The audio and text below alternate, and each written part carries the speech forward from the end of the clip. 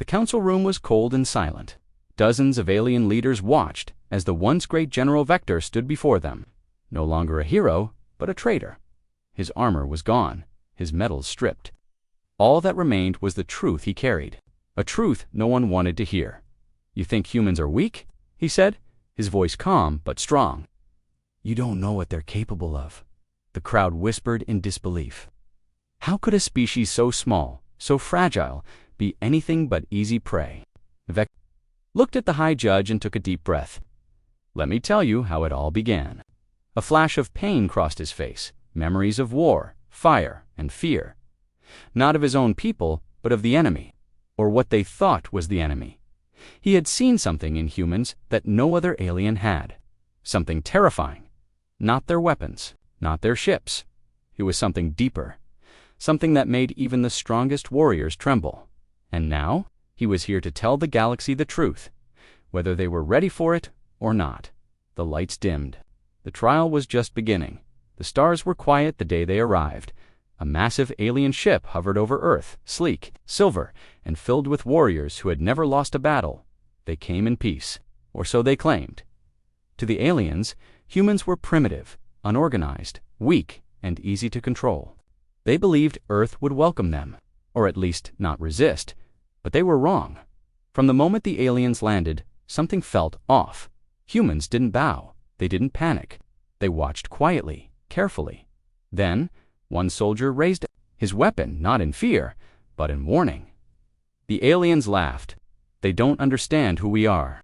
But the human did, and he fired first. Chaos erupted.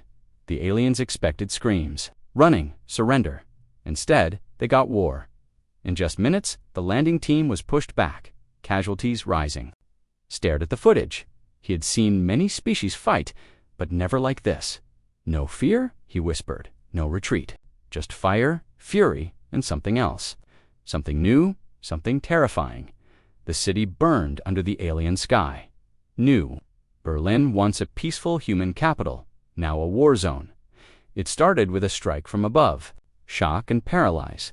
But humans didn't break. They fought back, armed with old tanks, worn rifles, and no space-age tech. They stood their ground. General Vector watched from orbit, stunned. "This should be over in minutes," he muttered. But it wasn't. Human soldiers moved fast. They worked together. No panic. No chaos. Just cold, hard will. A small group held a bridge for hours against an entire alien squad. Another team hacked alien drones and turned them into weapons. Every loss made them angrier. Every death made them stronger. By dawn, the aliens had not taken the city. They had barely held their ground. V.E. Kator looked at his commanders and said one thing: "These people don't just fight to win. They fight like they can't lose." And for the first time, he felt fear. The peace talk was a mistake. A human diplomat and an alien ambassador met on neutral ground, a small moon between two worlds. They came to build trust, to start something new. But then, a single shot rang out. Chaos followed. No one knew who fired first. But in seconds, the alien ambassador was dead. The galaxy held its breath. Alien leaders screamed for revenge. Armed orders given. But Earth did not beg. It did not cry. It did not kneel. Instead, a single message came from the human command: "We did not start this war, but we will finish it." Then came the attacks. Human fleets, once quiet and defensive, now struck with fire and fury. They hit hard, fast, without mercy. General Vector watched the reports in silence.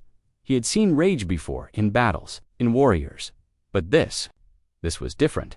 This was cold, burning anger, and for the first time, he understood. Humans were not just fighters, they were unstoppable when they were angry. Alien tech was better, faster, stronger. Their ships could crush whole fleets. Their weapons could melt steel in seconds. But none of it worked the way they expected. Humans didn't have fancy lasers or powerful war machines. They had something else. General Vector studied every battle, every attack. But pilots, engineers, even medics, they never left each other behind. When one fell, another took their place. No panic. A single pilot flew into enemy lines to save his friends and never came back. Vector sat in silence, watching the footage again and again. Then he whispered, "We had better weapons. They had better people." General Vector had fought many wars. He had stood on the winning side every time. But now, he wasn't sure who the real enemy was. After the last battle, he found himself staring at a wounded human soldier, broken armor, bleeding, but still alive. Instead of killing him, Vector saved him. He took the soldier to his ship, gave him food, and listened. For days, they talked through broken words and simple signs. The human told stories, not of war, but of home, of family, of music, of love. Vector had never heard anything like it from a fighter. He saw how the soldier laughed, even in pain. How he thanked for small things. How he trusted even an alien who could kill him. With one hand, something inside the general began to change. He started watching more humans, not as enemies, as people, and slowly. He understood. Humans were not monsters. They were something far more dangerous. They made you see. They made you feel. And once you did, you could never look away again. The war was over. The peace deal was signed, but General Vector could not stay silent.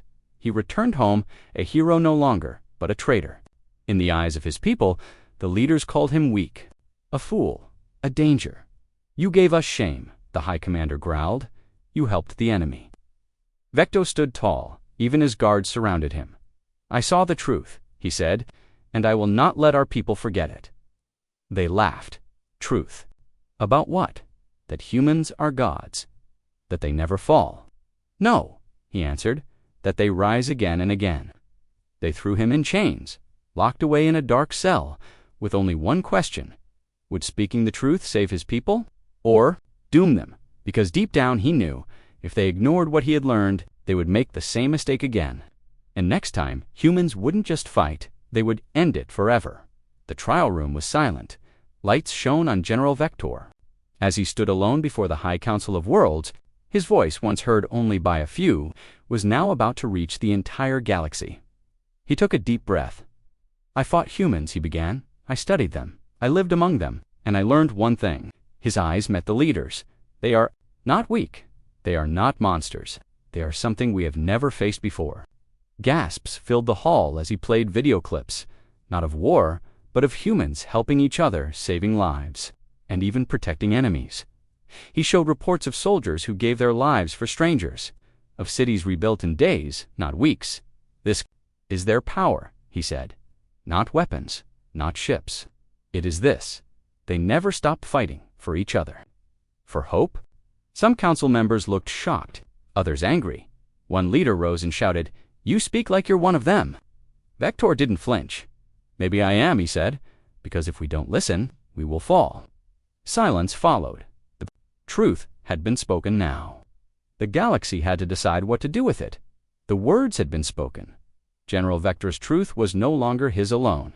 It was out in the open, spreading like fire across the stars, across alien worlds. Leaders watched the trial footage again and again. Some called it lies, some called it weakness, but deep down, they felt it. Fear not of war, not of weapons, but of what humans represented. A force that could not be stopped, a will that could not be broken. On one planet, a council voted to close their borders to Earth. On another, soldiers began training harder, as if preparing for something worse than death. Rumors spread. They don't sleep, they don't tire, they don't surrender. Back on his home world, Vector sat in silence, watching the chaos unfold. He had told the truth, but now he wondered, would fear bring peace? Or would it bring war? A bigger war than any species had ever seen. Because now, the galaxy didn't just know about humans, they feared them, and fear always leads to something dangerous. The galaxy held its breath. On the trial's final day, the High Council sat in silence as General Vector stood one last time before them. His voice was calm, but strong. "You fear humans because they are unpredictable," he said, "because they fight like gods and love like stars, burn wild, endless, and bright." He paused, looking at each leader. "But I ask you, what if we do not run from them? What if we learn from them?" A loud murmur filled the hall. Some leaders shook their heads. Others leaned forward, listening. Vector continued, They do not rule through fear. They do not destroy for power. They protect what is theirs, and they never give up on those they care about. He looked around the room. So now you must choose.